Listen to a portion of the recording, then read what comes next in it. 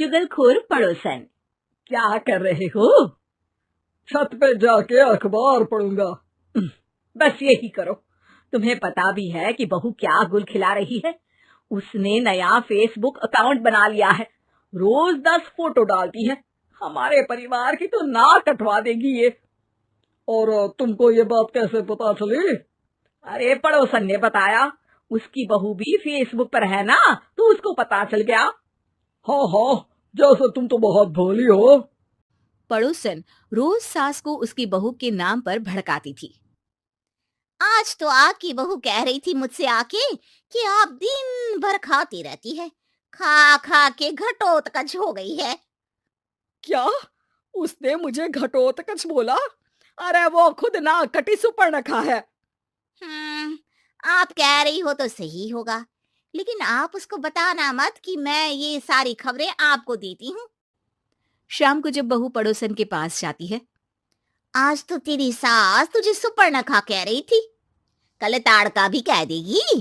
पता नहीं इतनी अच्छी बहू मिली है, फिर भी वो तुझे राक्षसनी क्यों समझती है? आप कितनी अच्छी हैं। आप मेरी सास की हर बात मुझे बता देती हो, वरना मुझे पता ही नहीं चलता कि वो मेरी पीठ के पीछे इतनी बुरी बात करती है।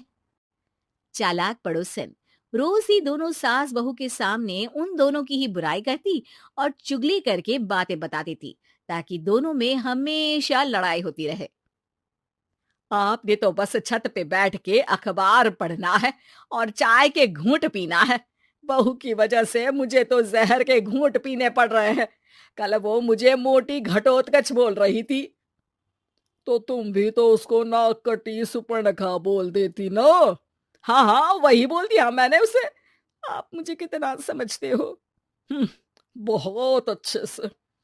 अब मुझे वो ये बात पड़ोसन ने बताई ना, वही तो है आपकी शुभ चिंतक।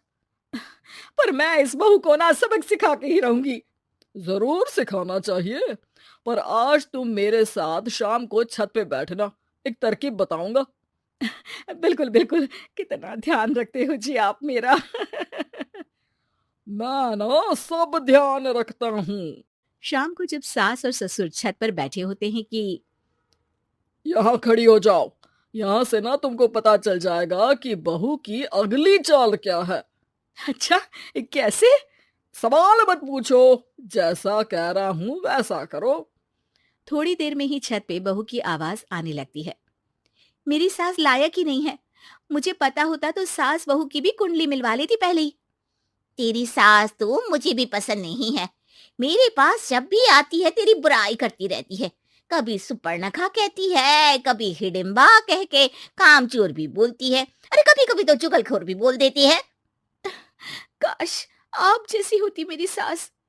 ऊपर छत पे पड़ोसन और बहू की आवाज सुन के सास के होश उड़ जाते हैं। समझी? जी समझी। सुबह तुम्हारे सामने ये बहू की बुराई करती है और शाम को बहू के सामने तुम्हारी।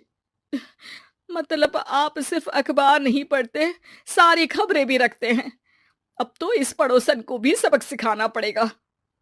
शाम को सास बहू को जाके पड़ोसन की साजिश के बारे में बता देती है। हाँ, मुझे माफ कर दो माँ जी।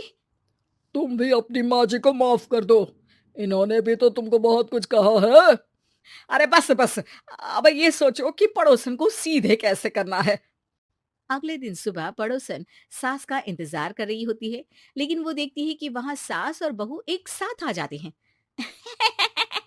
अरे अरे, आज दोनों एक साथ। हाँ, सोचा कि बहू की पीठ पीछे बुराई करने से क्या फायदा, मुंह पे ही बोलती हूँ मैं। हाँ, मैंने भी सोचा आपको 2 बार मेहनत करनी पड़ती है, एक ही बार में काम खत्म कर लोगी। हैं? वो मैं आप लोगों को कैसे पता चला? क्योंकि ऊपर वाला सब देख रहा है। पड़ोसन ऊपर देखती है, वहां ससुर खड़े होकर हंस रहे होते हैं। अ, मतलब आप हमारी बातें सुन लेते थे? हाँ, सुन लेता था और मजे भी लेता था। आपको तो शकुनी होना चाहिए। क्या चाल खेली है आपने, एकदम सास बहू के सीरियल जैसी। तो बताओ पड़ोसन जी, मेरी बहू ने आपसे अब मेरे बारे में क्या बोला? यही बोला कि सास बहुत अच्छी है, बहुत ध्यान रखती है। अच्छा, और सास ने मेरी क्या बुराई की? नहीं ना की बुराई, हमेशा तारीफ करती है। भगवान सबको ऐसी सास दे।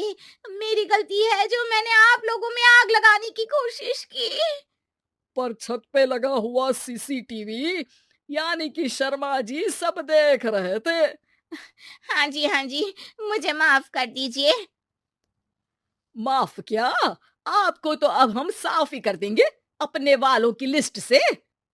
आज से आपकी और हमारी बात बंद, लेकिन बुराई जारी रहेगी। अब आपकी हरकत के बारे में पूरे मोहल्ले को बताना तो पड़ेगा ना आंटी जी।